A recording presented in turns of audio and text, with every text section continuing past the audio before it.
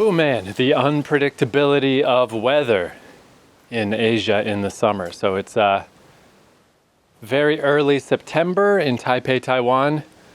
The weather websites have had extreme heat warnings for weeks, and there still is. So today I was just going to stay at home because it's been so insane with the weather.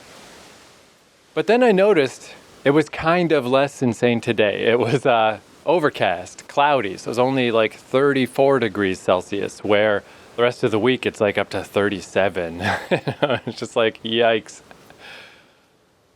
I know if you're a Fahrenheit person, 3 degrees doesn't sound like a lot, but I mean it's not, I guess. I don't know, I'll take what I can get, I suppose. 34 is still insane. It's just, what other option do I have? It's only going to get worse.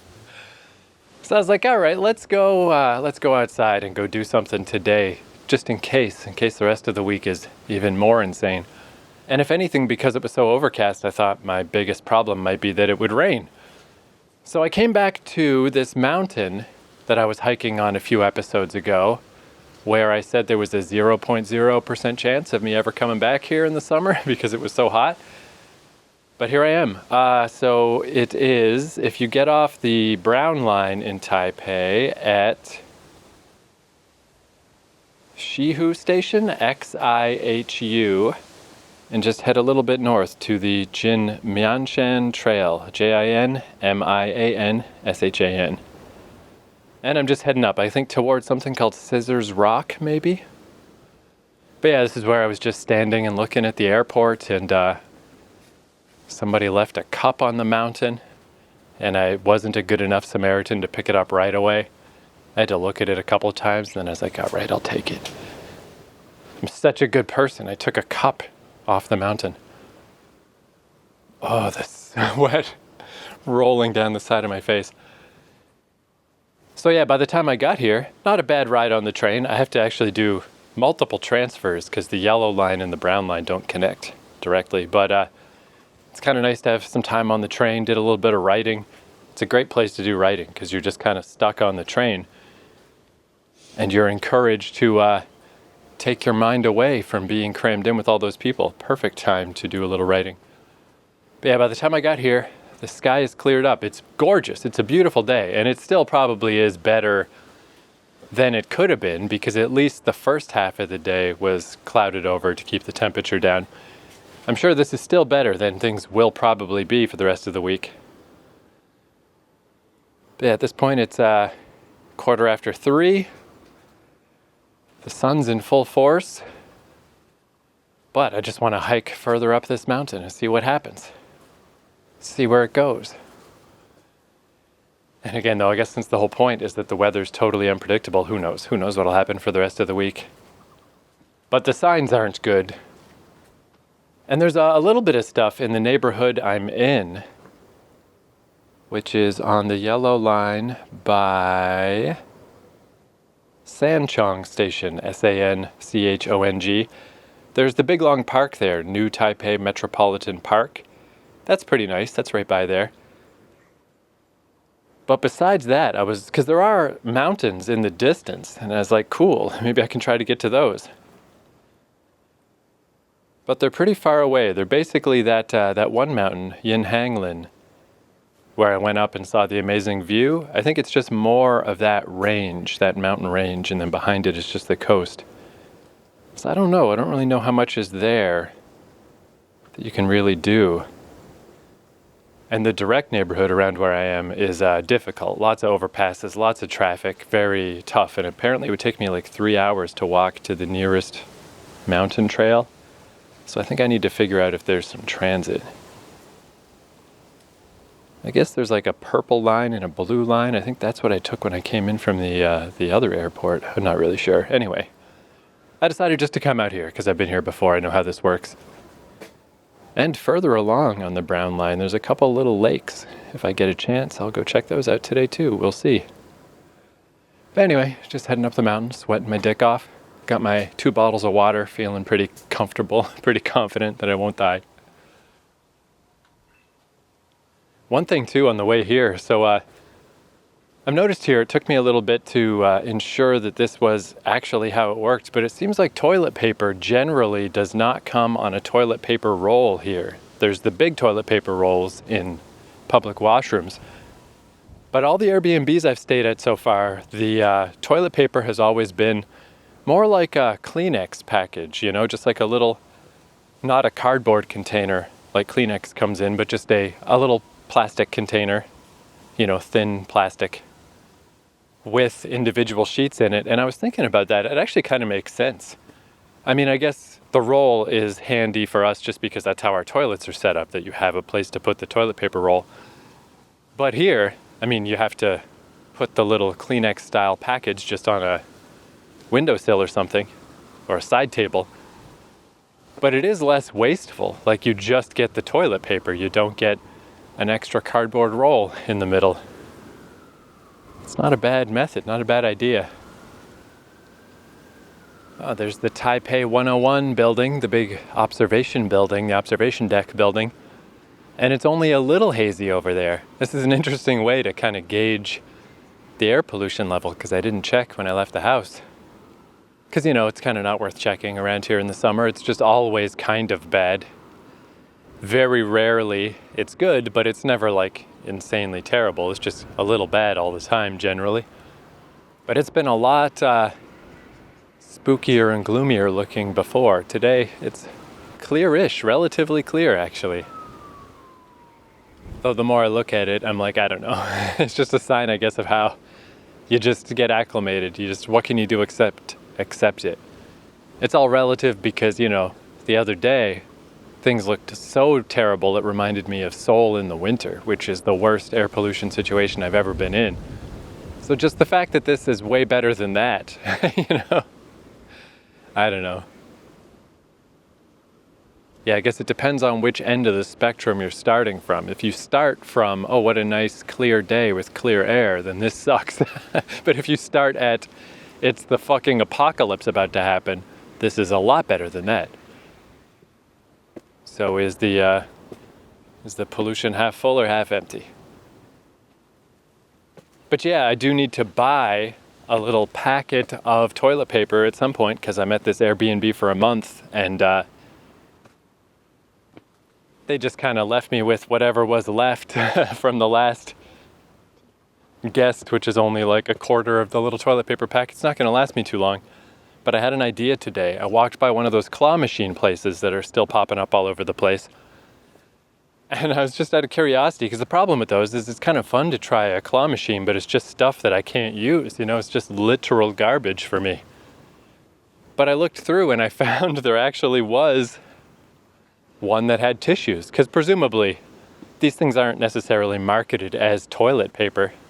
They're just tissues, you know, you could use them as Kleenex as well. But I was like, awesome, you know, this is an actual thing that I need. And I was thinking that could be fun. What if I just stop in one of the claw machine places every time I see one and just keep trying until I get toilet paper?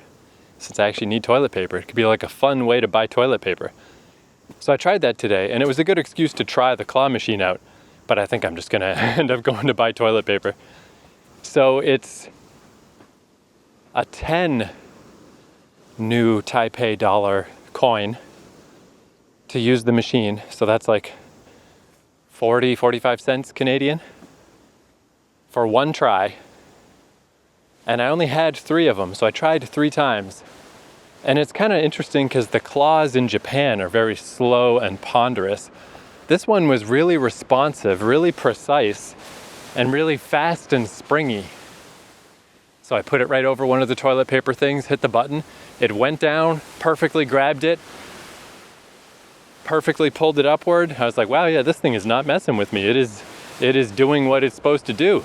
But then I guess because it's so fast, it was so clear, so obvious that it was just deliberately springing open, you know, on its journey back, because I didn't put enough money in yet. And of course, that's how claw machines work. But it's just funny that it's not obfuscated at all. Hello. There's an old fella coming up a different route than me. I'm going to let him go up ahead of me so he doesn't have to listen to me talk to myself. Yeah, like in the Japan ones, it's at least a little bit hidden. Everybody knows that's how it works, that you only get proper grip strength on the claw every once in a while. But it's so obvious with these ones. It just zips over, goes down, perfectly grabs, comes up, wings itself open, says fuck you. But I was gonna keep trying, because I'm like, hey, I do need the stupid toilet paper. But I only had 3 of those 10 coins, and it wouldn't take the 50 coin. There's probably a coin changer machine somewhere, but I was like, hey, whatever. It was an excuse to try it. I got to try the machine. I got to see how the claw works. It's like a little bit fun. But I really am going to end up putting like, $3 or $4 into this thing just to buy toilet paper. It's an interesting idea, but I think I'm better off just buying toilet paper. But yeah, talk about getting older, right? I mean, I distinctly remember hitting a point in life when it's like, the joke used to be like, oh, it's so disappointing for Christmas or for your birthday when you get socks and underwear. And I definitely hit a distinct point, even before I was a traveling man where everything I owned fit in a book bag, but especially after that point, where it's like, please give me socks and underwear. I need socks and underwear. I can use socks and underwear. You can't give me anything else that I need. I'm an adult. I'm an adult. I can buy anything that I need. And that's when the magic of childhood is gone, when you want socks and underwear. So I was actually kind of pleased that this claw machine had the boring grown-up machine. Beyond boring, like the fact that like actual toilet paper or tissue, all-purpose tissue. And I'm sure when they're stocking the machines, they're like, who the fuck would want this when you could get a one-piece keychain or something? And it's like, oh, there's me. I want this. But I failed. I was unable to procure the toilet paper. So yeah, that's another sign of growing up. It's like, I don't want to be bothered with the claw machine. I don't even want to do the claw machine for something that I need. How about I play the claw machine game of going into the convenience store and just buying the thing that I need? How about that? But yeah, this doesn't seem too bad considering perfectly blue sky, sun overhead, no cloud cover at all anymore. This could be a lot worse. And there's, a light smattering of trees on this mountain, just enough to put me in the semi-shade. Makes a big difference. Yeah, I'm just walking up this rock path, looking down on the city, looking down on the alternate airport. It's pretty nice, pretty. I guess we'll see where it goes. Nice breeze too, actually. Yeah, this really is a pretty good day for this time of year.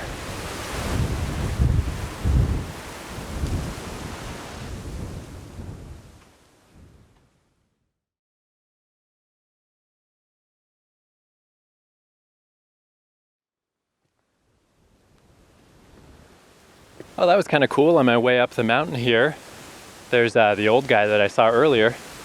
He passed me, and then I just passed him because he's just up here doing calisthenics up on the mountain, which is pretty badass. But I met a couple of folk. I met Duke from Taiwan, like Duke University. That's how he introduced himself to me. And his friend Mike from Alabama. And yeah, pretty much right away, the first thing we started talking about is just accents. He was saying like, yeah, I don't have that much of the Alabama accent. And it was true, only after he told me he was from Alabama, when I listened real close, it's like, oh yeah, maybe. Maybe I can hear it a little bit. I wouldn't have guessed. So yeah, kind of a weird thing to talk about, for the first thing to talk to somebody about that you just met on a mountain. But having a neutral accent. But yeah, I guess we've both run into that situation of being good enunciators with neutral accents helps when you're traveling. But yeah, Duke from Taiwan was basically just wanted to know how I knew of Taiwan and Taipei specifically. I guess that must be something you'd be curious about if you're from a place when people visit. Like, oh, so why did you visit? What's the outside view of this place? So I told them the truth of just like, yeah, when I was a kid, toys would say made in Taiwan. Other than that, I don't know. Taipei is just the most famous city. I had a layover at the airport here once before, just that I've heard of it, that's all. I was in the neighborhood and I heard of it. I figured no need to to tell tales of like, oh yeah, it's been my dream to come to Taiwan. It's like, no, I'll just tell them the truth. The point is, I wanted to learn about the place. I didn't really know anything before I got here. And then for places to go, Mike from Alabama recommended to me, hey, if you go to the end of the red line, there's a little extra line. You can go up there to the waterfront and stuff. But I didn't want to tell him, oh, I already did that. I've already been up there. I just said like, oh, sweet, awesome, I will totally do that. I guess I am willing to lie to him. The balance of white lies. I'm a great fan of white lies. I definitely do not ascribe to the idea of just tell it like it is. I'm just telling it like it is. I'm just telling my truth. Yeah, well, I mean, you're probably an asshole. Probably no one likes you. I'm a great fan of the white lie. If it smooths over situations, it doesn't hurt nobody. Oh, and I showed them my Metro card. I was like, look at this shit. Check out my egg-shaped Hello Kitty Metro card. And they were both, even the guy who's from Taiwan, he's like, what the hell is that? I have never in my life seen that. And I showed them the little symbol on the back, the Metro card symbol. Like, I kind of feel like showing them, like they seemed really like, why is this guy claiming this is a Metro card, was like the look on their face. I had to turn it over and show them the little Metro logo, the MRT logo. And they're like, geez, that really is a Metro card. What? What the heck? I was like, I know. That's exactly what I said. Oh, this is nice. I'm up to the ridge now and I can see on both sides. So one side is the city with the 101 and a Ferris wheel a bit behind me. The other side is just mountains, just forested mountains, although there are still some buildings spotted around.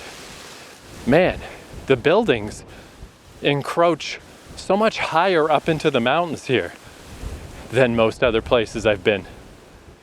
It's not a lot of buildings, but there's some. Just way the fuck up there. That is cool.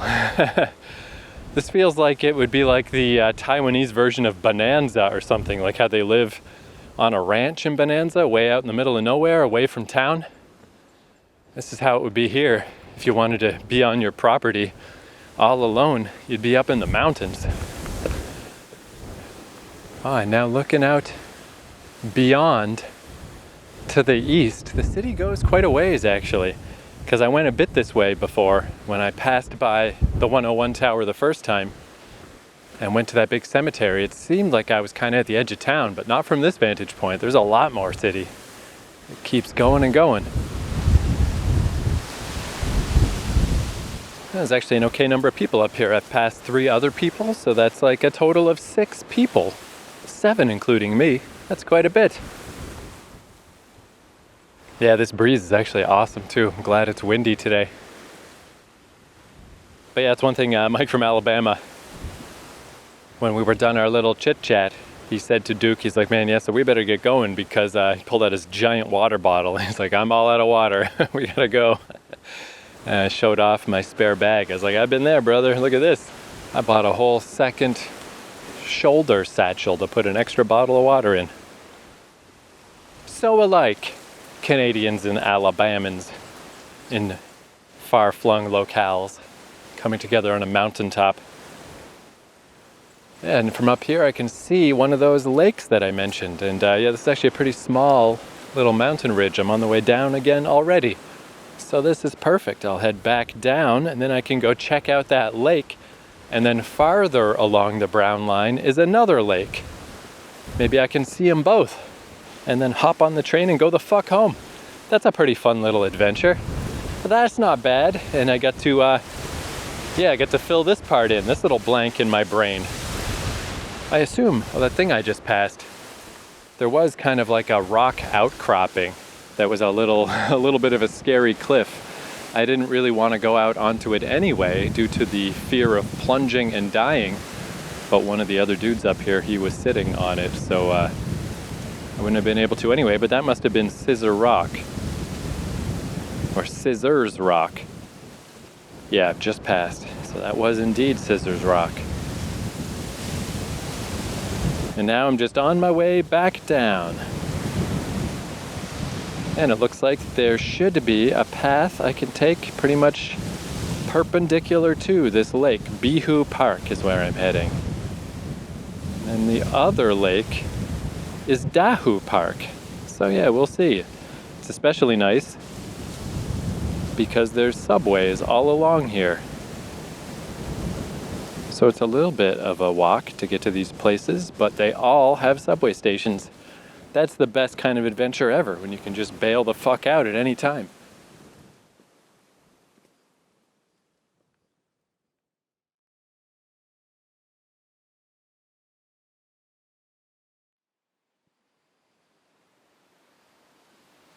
I just passed a huge ass spider right next to this trail where I saw some really big spiders on Jinmianshan as well, but they were pretty far away from me. This one was close enough that I was like, that's a Joro. Hey there, Joro. No question, with the black and the yellow. That's my old friend the Joro spider, bigger than ever. I think even, yeah, it makes sense, I guess. Again, we're further south, just everything is huge here. The Joro spiders, which were not small in Japan, are even bigger here. Anyway, this is fucking delightful. I thought because I was heading back down, I was like, oh, that was a short little walk. Maybe that wasn't much of a trail.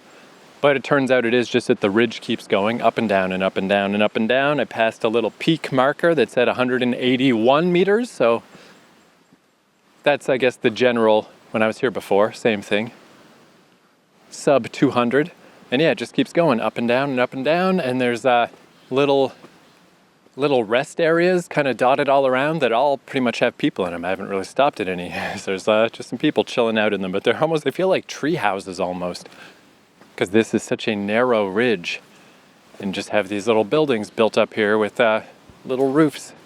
Maybe that's what they're for, if you get caught in the rain or whatever. But yeah, it just keeps heading along. I'm still only halfway to the lake, and yeah, this is beautiful. Highly recommended. Super nice. Super duper nice, because yeah, actually the other part that I was at last time I was here was kind of tougher to get to and less developed and whatever. This little bit from Xihu station, Xihu, very easy to get to and very nice. And yeah, once I get to the other end of this trail, I'll still be near the brown line.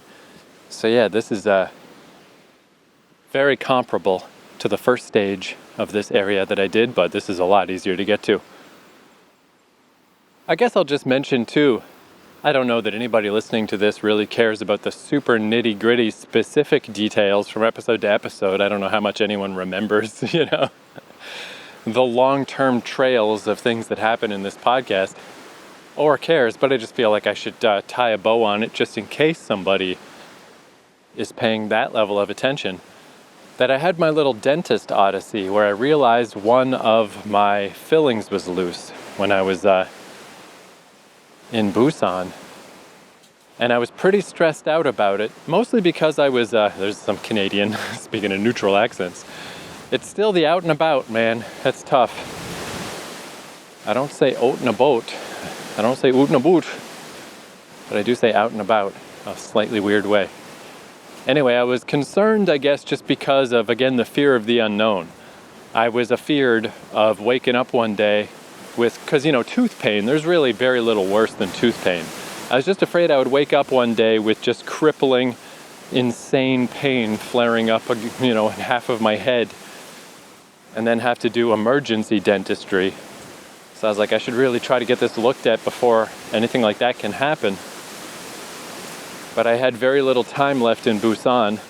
Then I did go try to see a dentist on Jeju. Well, I got to Jeju and I caught a little cold, so I didn't go right away.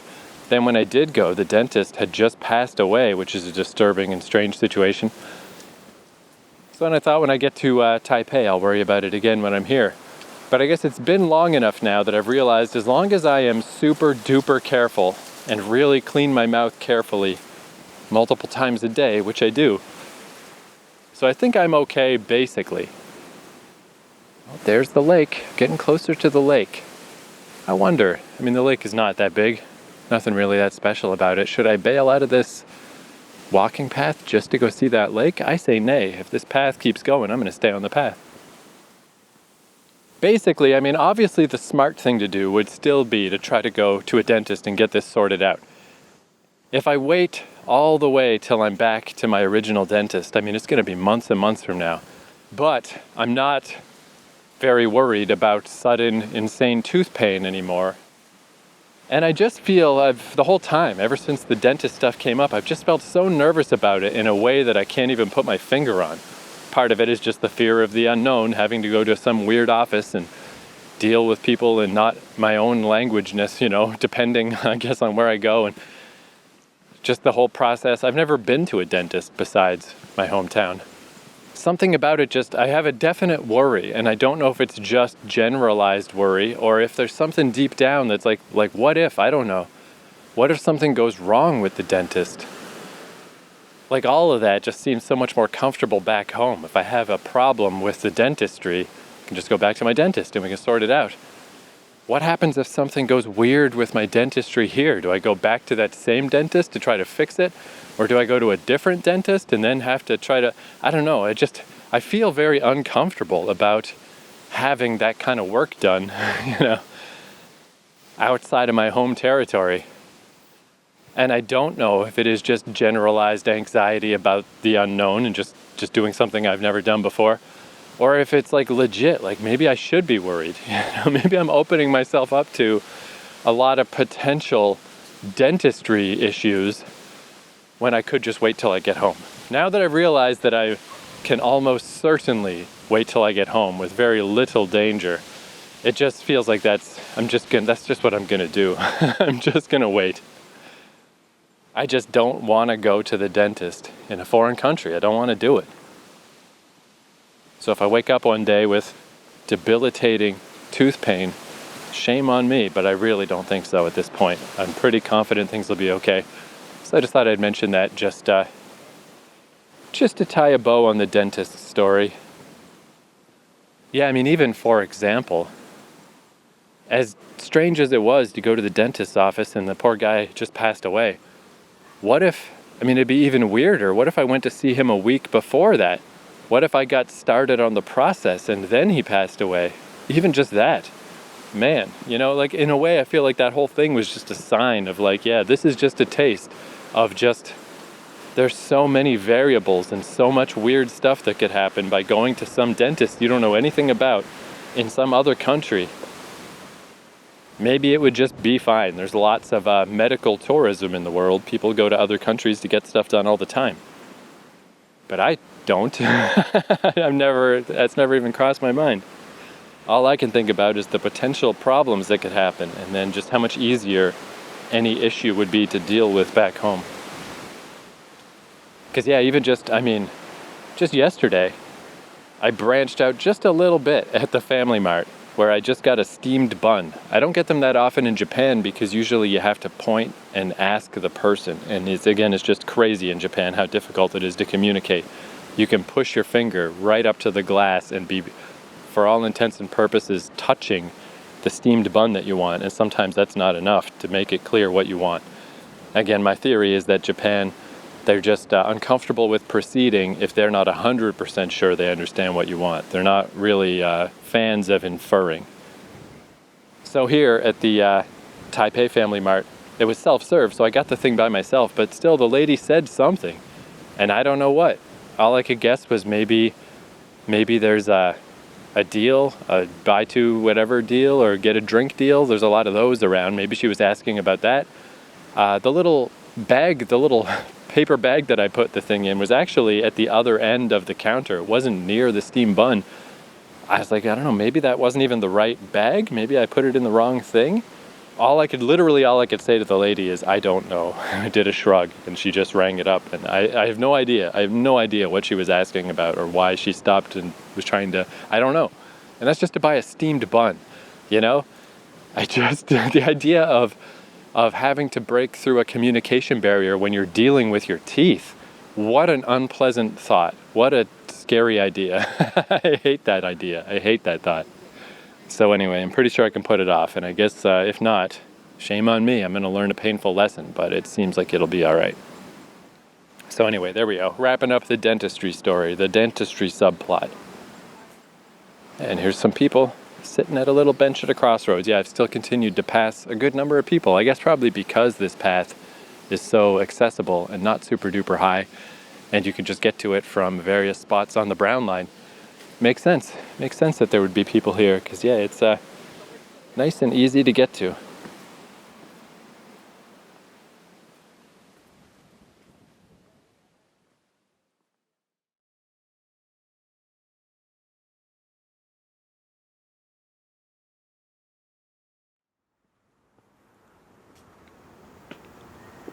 So that was pretty cool. The path, I guess the best way, easiest way to describe it is just east of Scissors Rock. You know, there's a little green dot path on Google Maps that eventually just disappears. It just stops. But in real life, the path does keep going, but it's kind of appropriate that the Google Map dot stop, because it stops being like a proper path with signs and stuff. It just becomes a little path through the mountains. And then I followed that and just came out in a random parking lot behind an apartment building. And I'd overshot the lake a bit, Lake Bihu, which it turns out means the Emerald Lake. The other lake, it's too fucking far. It's farther than it looks. It's like 3 or 4 stops from here, 3 or 4 subway stops, which is a long way to walk on foot when it's hot as fuck and you've been hiking through the mountains already. So never mind that. This will do. But yeah, I came into this place and I kept following signs for the scenic outlook, it called. I followed like 3 signs to this supposed scenic outlook. And there's a bunch of people up here walking their dogs and stuff, but I don't see shit. I think it's just too much overgrowth this time of year. Maybe you could see the lake when there's less foliage, but I can't see shit. So I'm still just trying to get to the lake. I just want to at least set eyes on this lake, take a gander at this lake. I don't know how to get there. But yeah, this is a nice little day, a nice little hike. I think I did make the right choice. Hot, but not insane today.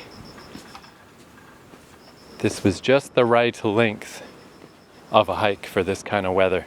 And I did also just crack open, because not only did I have my bottle of water, I also had a big bottle of, I got tea this time, British style milk tea. Drank both of those, and yeah, just cracked open the backup bottle of water, the second bottle of water from my dedicated water satchel. And man, that's a good feeling compared to the opposite feeling of trying to meter out the liquids and being concerned that they're going to run out. That's not a good feeling. Opening a brand new bottle and just crack it open, nice and lukewarm. Good old water though, man. It's like Bill Hicks had a bit about that. About people who say they don't want to drink water. It's like, it's fucking water.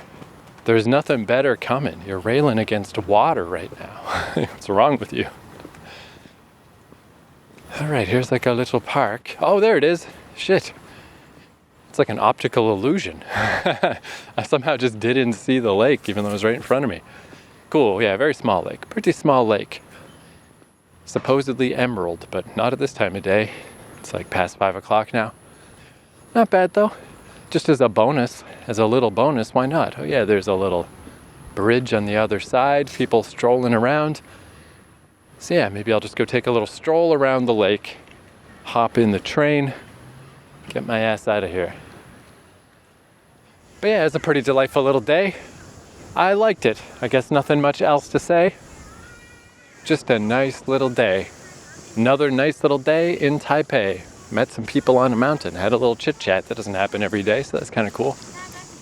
Let's bring this one to a close. Man, I'm looking forward to getting to a convenience store and buying a popsicle. Yeah, because I really did buy, I don't think I ever bought a popsicle in Japan, which I mean makes sense. The time of year I was there, it wasn't exactly popsicle weather. And in South Korea, you know, I could find stuff that I liked, but the only one I loved was the plum popsicle, which was often not there. Taiwan, man, I mean, it's you never quite know what's going to be there. It's always random. But there's like 4 different popsicles that are all like quite premium. At least one of them is going to be there. There's the, oh no, I forgot the name. The candy that looks like old school Bonkers. So it's like a purple popsicle with kind of a gummy white interior. Damn, what are those called? Anyway, that's delicious. The first thing that I found, the coconut bar that has little bits of tropical fruit in it, that's fucking delicious. There's at least 2 different brands of green plum bars that aren't as good as the South Korea version, but are still really good. And then there's just the milk bar. I guess it's almost vanilla. I guess you could basically call it vanilla, but it's just kind of a milk flavored popsicle. Because you can also get it in strawberry and chocolate, just like milk. But just the plain white milk version is just nice. It's just a real nice bar. Because it's not technically vanilla. It's just, it's like whole milk, that kind of flavor where there's, enough fat in it and stuff. I don't know specifically what this bar is made of. But it's like homogenized milk. The ice cream bar. Really fucking good. So between those, there's bound to be something. And I feel like I've tried other things even. I mean, there's all kinds of stuff. There's other stuff that's okay, but those are the tippity top. Those are the best ones, I think. Yeah, this is actually a pretty nice little lake. Now that I'm down here, just walking around it. For just a nice random city lake. Right next to a hiking trail. Not too shabby. This would be a great, when I think about myself as an old man, I would definitely like to be near a mountain hiking trail. It's my favorite way to stay in shape. And in my fantasies, I'm kind of on the outskirts, kind of semi in the middle of nowhere. But that's probably not a great idea if you are an old person. You kind of need to be closer to civilization. This is probably a better situation. What if I lived in one of these apartment buildings or something? Could come out here, stroll around the lake, head up to the little mountain path, and then I'm always quite near a subway stop. Pretty optimal. Unfortunately, my whole trouble is I assume I'll just be in Canada in my old age, and there's just, I guess the West Coast is my only option to be sort of nearish a city and mountains at the same time. I don't know where else I can pull that shit off. I guess I could just go to Montreal and hike up Mount Royal, but that's really not good enough. That's not a real mountain. No offense, Montreal. It's just a big bump in the middle of the city. But who knows? Maybe an old beggar can't be a chooser. We'll see. But anyway, why am I talking about that? I ain't old yet. I'll worry about that when it comes. Thank you for listening. I'll see you next episode. Adios.